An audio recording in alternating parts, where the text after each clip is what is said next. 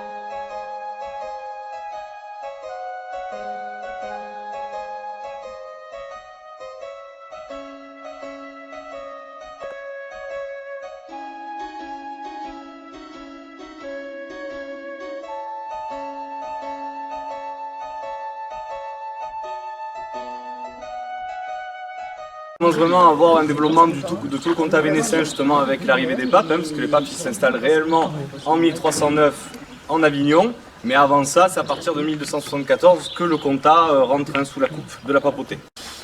Ensuite, vraiment l'apogée du village, de son histoire, c'est le XVIe siècle. Vous allez le voir, on a plusieurs bâtisses Renaissance. C'est l'arrivée de Accurs de Meigné et son fils Jean Meigné d'Oppède. Vous allez le voir tout à l'heure, ils deviennent les barons d'Oppède. Et là, c'est un petit peu un cadeau empoisonné de la part d'Alexandre VI Borgia. Il leur fait un mauvais coup.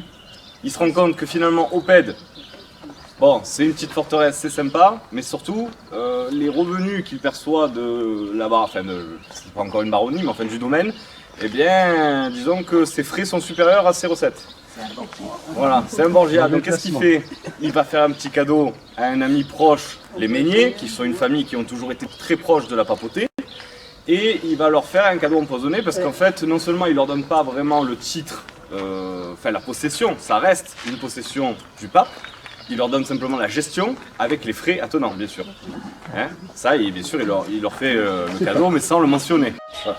Mais quand même, les Meignier, même s'ils n'ont pas réellement habité le village, ils vont le développer, notamment ils vont reconstruire le château, on le verra tout en haut, la collégiale, ils vont faire du bien, renforcer les défenses, enfin, ils vont faire pas mal de choses pour la ville d'Oppède. Voilà.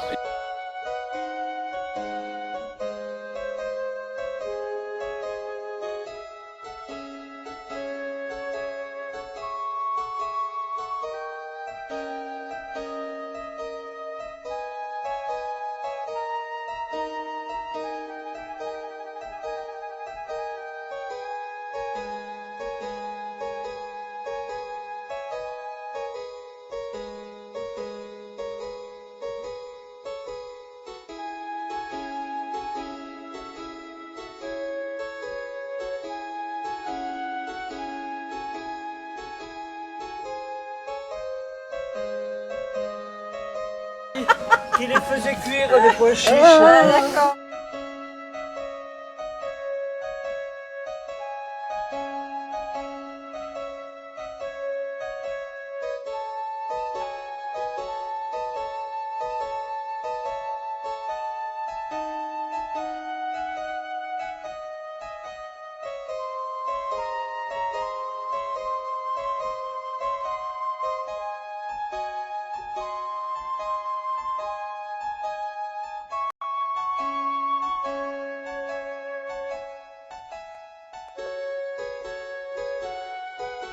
Et notre Caravage, il est, comment vous expliquer, il veut se faire pardonner par le pape. Il sait que s'il demande au pape, il aura le pardon. Parce que le pape, en fait, à ce moment-là, il fait construire énormément d'églises.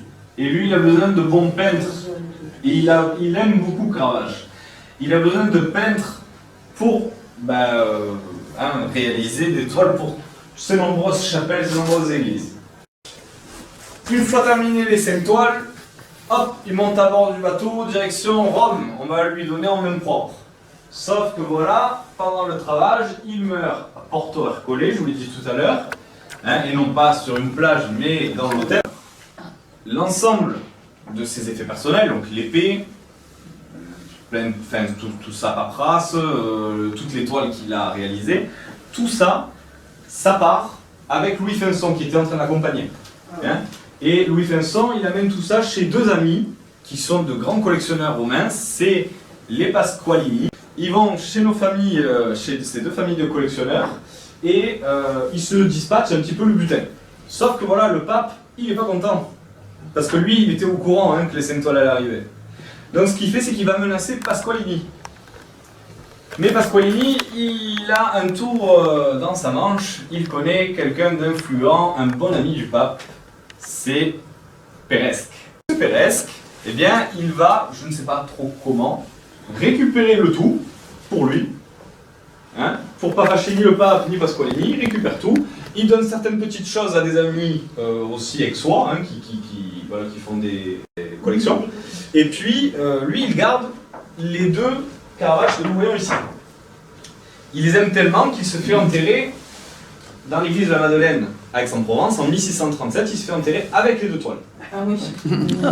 Jusqu'au jour où on vient, en 1820, restaurer cette église de la Madeleine, on retrouve les toiles, on les rend à la famille de Peresque, à ses descendants, qui vont les garder un certain temps, notamment la famille Morand, on va les voir pour la première fois dans les années 1970 à Marseille, hein, au Palais Longchamp. Il y a une expo sur le caravagisme en Provence. Alors M. Morand, il les voit, hein, ça lui plaît beaucoup, il se dit, j'aimerais bien les avoir. Sauf que voilà, il n'a pas, bon déjà elles sont pas en vente, et puis il n'a pas les moyens.